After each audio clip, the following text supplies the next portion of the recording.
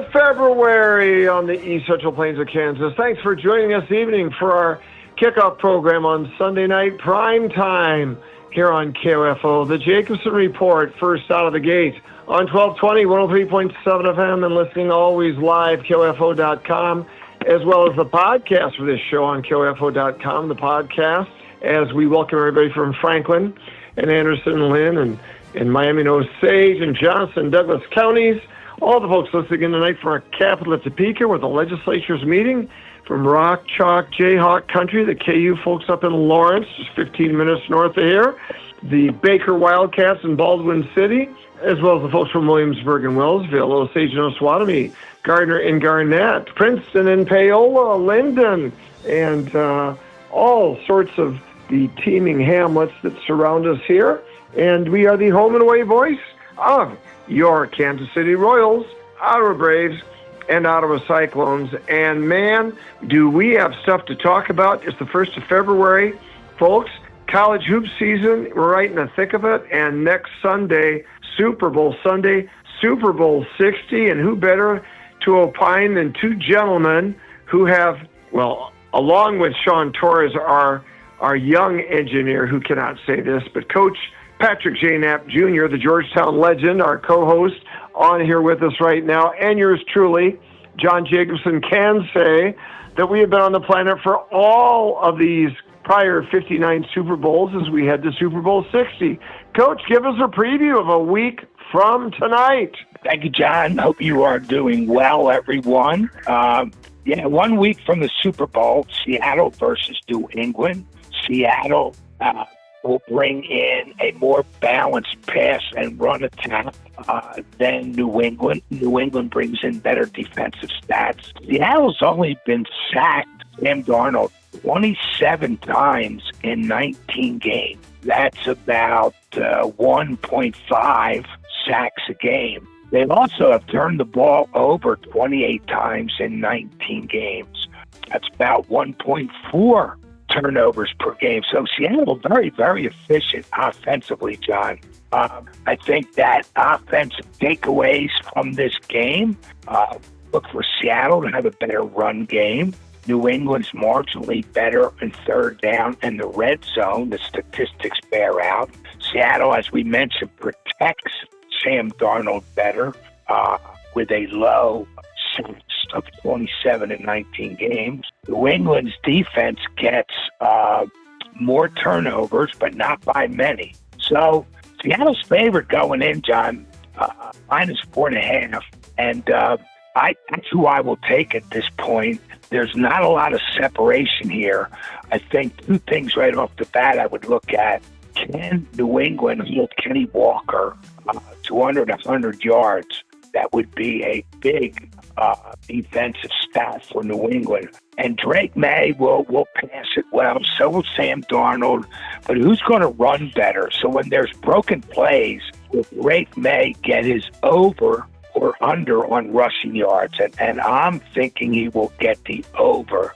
I think a field goal will win this game, which means I would lose my bet at Seattle minus 4.5. It would seem that tight. It would seem that tight, John.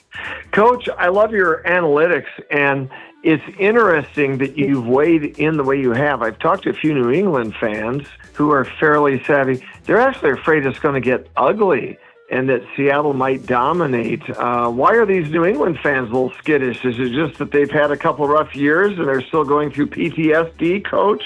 Yeah, I'm not sure. I'm not sure why they would think that way, because Mike Vrabel, if anything, his defense has been stout all year. However, Seattle has played a much tougher schedule than New England over the course of the year. I think Vrabel will have those guys ready. I don't see a blowout. I really don't. Well, this would be great for ratings, obviously, to have a really competitive game. Coach, size up these head coaches head-to-head. What are their strengths, any weaknesses that these two head coaches have? Mike McDonald is a defensive guy, as is Vrabel. But then you get into the offensive coordinators. And Josh McDaniel is one of the best of all time, and Tom Brady will tell you that. And he has brought Drake Maye to the next level. in year This is for the two. Patriots, for our listeners that might be just brand new listeners, talking about for the New England Patriots side. Go ahead, Coach. That's correct. And Clint Kubiak is the offensive coordinator for Seattle. And, of course, Sam Darnold has had an exceptional year. Kubiak is the front runner for the Los Angeles Raiders job right now as we speak. So, coordinators, one older, Daniel of New England, one younger, Kubiak, against two defensive-oriented teams. I don't see major weaknesses. Even when you break down the stats, when you go on AI and you break down the categories and offensive and defensive comparisons, it's very tight. It's extremely tight. There's no stat that overwhelms another one. Here with Coach Patrick J. Knapp Jr., the Georgetown legend, the man who was at the foundation point in the 90s of bringing women's college basketball to its ascendancy, beginning with those first early nationally televised games between Knapp versus Auriemma, Georgetown versus UConn, with great coaching stints at Penn and Hawaii and New Mexico State. A long tenure at Georgetown with deep runs in the NCAAs, Big East. Just tremendous fellow who's now still in university administration, doing development work at New Mexico State University, ESPN, broadcaster of women's athletics, as well as his own podcast. Coach, let's give you a tip of the fedora. You got a great new podcast out. Subject, interviewees, and where can they find it? Play-by-play with my partner Jerry Busone on Spotify, Apple, even YouTube, anywhere you get your podcasts. We just finished a session with Secrets of Superwomen, which basically deals with interesting hacks and shortcuts in day-to-day life. Very entertaining duo, these sisters. And at the end of next week, we will have one of my ex-players, Theo Hunt, Hall of Fame, who teaches sports law at Temple University. She will be on to discuss the mess college athletics is in with eligibility, pay for play, and the transfer portal. Should be good. Abijo will be great. Here with Coach Pat Knapp. Coach, let's look at these quarterbacks. You've got Darnold. Is he going to be healthy enough? And then you've got Maye, who's kind of not a true rookie, but he's a little green. Give us the quarterback matchup for this game a week from tonight. Yeah, I think Sam Darnold will, I just think that's all shade being thrown at bettors and the opponent. He'll play. He'll be very healthy unless he takes a strong hit to that side. But when you look at the offensive categories, John, Seattle averages 28 points a game, New England 26. Passing yards, Seattle 228, New England 231. Total yards per game, 351, Seattle 344, New England. So, like I said, not much difference in these turnovers. Coach, I don't want to watch Bad Bunny in a dress at halftime, but on the other hand, I might be intrigued at the William Shatner Raisin Bran commercial that he's cut. Looks very funny, as only the Shat Man can do. Do you think it's going to be a great TV venue a week from Sunday? Yeah, I do. I think Turning Point USA is having its own halftime entertainment. Yes, is that right, John? There is an alternative. They are. I don't know what they're watching. using. Bad Bunny. Yeah, I won't either. I got to figure out where TPUSA is streaming this or doing what on it, but it'll be very, very fascinating. Coach, as we continue to progress through sports here, I would remind our folks that spring training for baseball is not far away, and I've got to tell our folks now that since we're at February 1, guys, March 27 is opening day for the Royals. Coach, we're only 7 weeks and change away from opening day in baseball, and you've been bullish on what the Royals have been doing in the offseason. Yeah, John, I'll get more details on that for a future telecast, but they did make numerous moves. They added some pitching. They added a little bit of everything, power bat, some pitching, and they could very well be the favorites in that division this coming year. In baseball, I'm looking forward to the World Baseball Classic in the middle of March. I think it'll be very entertaining, very exciting.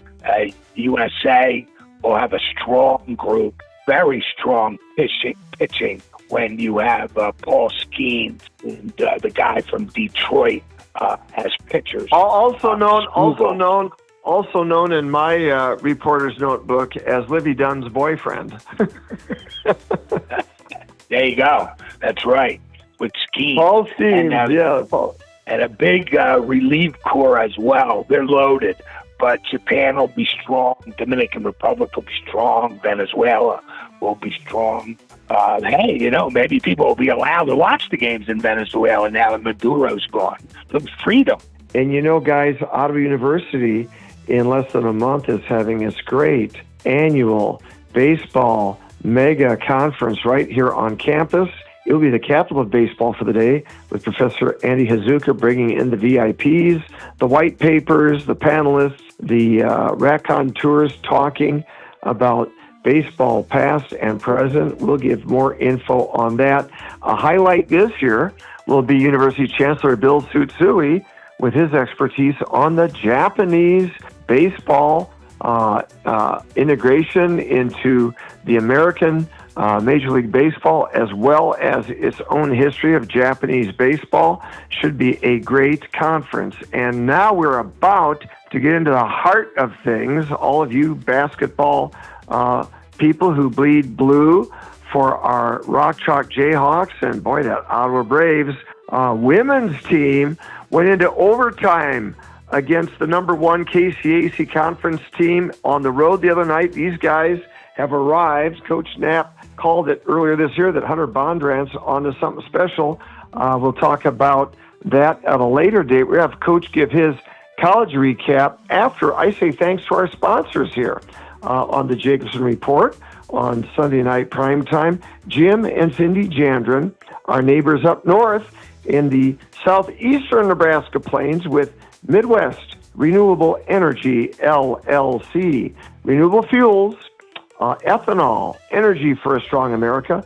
It's lean, it's clean, it's green, keeping our food supply in the hands of our farmers, generating some additional ag revenues for them with the sales of their grain for ethanol, as well as making us energy independent in America so we don't have to rely on those bad actors in the Mideast. Also, Jim and Cindy sponsoring the great people at Life Runners, sponsoring liferunners.org, and a group that is under the tutelage of Dr. Pat Castle, awarded in Rome by the Vatican for their pro-life work. These guys create running and walking teams that run and walk all across the U.S., solo with the T-shirt or as groups.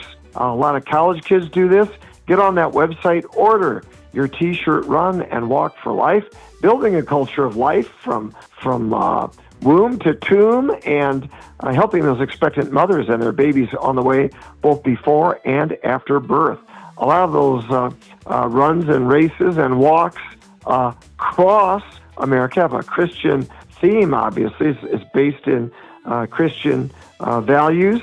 Across America, they use the play on the word cross as they have the races that are kind of like cross country or even slower pace walking, and sometimes jogging. They use campuses across the country from north to south, to west to east, and oftentimes culminating at Benedictine College here in Kansas, just down the road in Atchison. So thanks to our folks at Life Runners. Coach, hoop season, and boy, the Kansas Jayhawks are starting to show some stuff. Let's talk about the Jayhawks, a little bit of Wildcats, Big 12. Take it away, Coach. Yeah, the game of the day was in Lawrence, Kansas at the Fog, and it was the initial game day on ESPN. Well received, very entertaining show. Kansas, of course, beat the buns off of BYU, particularly in the first half, up 20. Final score, though, Kansas 90, BYU 82. Jayhawks are 6-2 in the league, 16-5 overall. Kansas defense broke down a bit in the second half after a 20-point lead. BYU's first half shooting percentages, 42% in the first half and then 16 for 33, just about 50% in the second half. And they had 7 3-pointers in the second half and 10 for 14 from the free throw line. That was BYU. Wow. In the first half, all those numbers were down. So BYU turned up the heat in the second half. Kansas, however, did defend when they needed to late in the game. They're a top 5 defense in the country. Bryson Tiller had 21 points, 7 rebounds. Darren Peterson had 18 points, but 0 in the last 16 minutes because he sat out. He sat out the last 16 minutes. And again, this becomes very mysterious for NBA scouts who were there. 17 NBA scouts were there. What's going on, Coach? Do you have any supposition? They said full body cramps. And again, he seems to be laid out by these cramps. What the deal is metabolically with that, we do not know. Without Peterson, this team has a depth issue. With him, I think they're an Elite 8 team. I think they'll go a long way. Yeah. Well said, Coach. Well said. What about our K-State Wildcats? How are they doing this point? They're hurt. They are hurt. They lost today to Iowa State. That makes them 1-8 in the league, 10-12 overall. Ouch! That's brutal. Yeah. Iowa State had them by 30. I turned it off in about the last 8 minutes because the next big game coming up right now, John, is Illinois at Nebraska, 2 top 10 teams, believe it or not. But K-State, their issues, John, are defense. They're 13th in the league in defense, 15th in rebounding. Their defensive efficiency is 102 in the nation. They're 265th in the nation in offensive rebounding efficiency, which means they don't get to the boards very well. There's trouble in Manhattan, and it's not Mondami, it's Coach Tate. There's going to be some discussions as the year goes on. K-State really has, the last 3 years, to me, a hodgepodge of players that they bring in. Some of their higher-placed players do not perform. C.J. Haggerty does. He's not a strong defensive player. You're going to get 20-plus out of him a game. But again, defense and rebounding, the Wildcats' Achilles heel. Coach has a good synopsis, guys. We have a lot of Wildcat fans out in our audience, too. We're probably split 50-50 down the middle between KU and the Wildcats. And we'll have to keep watching this big 12. Coach, how real are Iowa State and Nebraska to the north? Could they really contend for a title? I think both can be Elite 8 teams. And I'd go that far.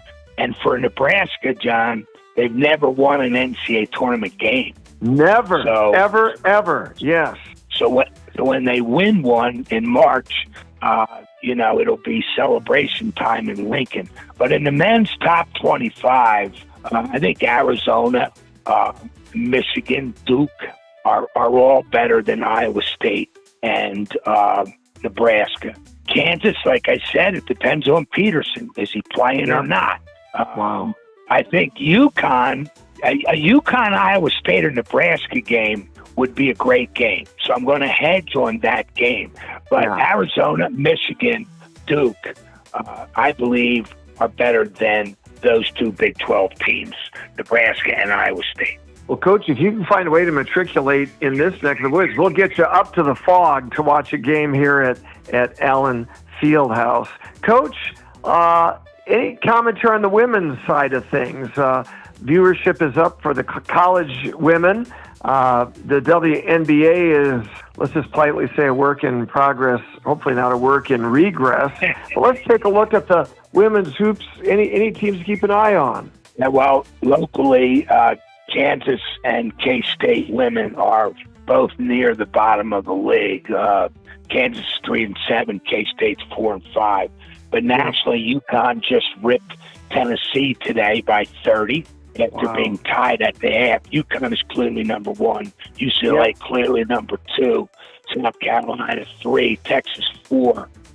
I think that's your final 4, barring an upset from somebody. Vandy was supposed to be pretty good They went to South Carolina and lost by 20-plus points. In the Big 12, TCU just lost to Texas Tech, a game I finished watching. They lost to them by 1 in Lubbock. Baylor's number 14 in the country. West Virginia's number 22.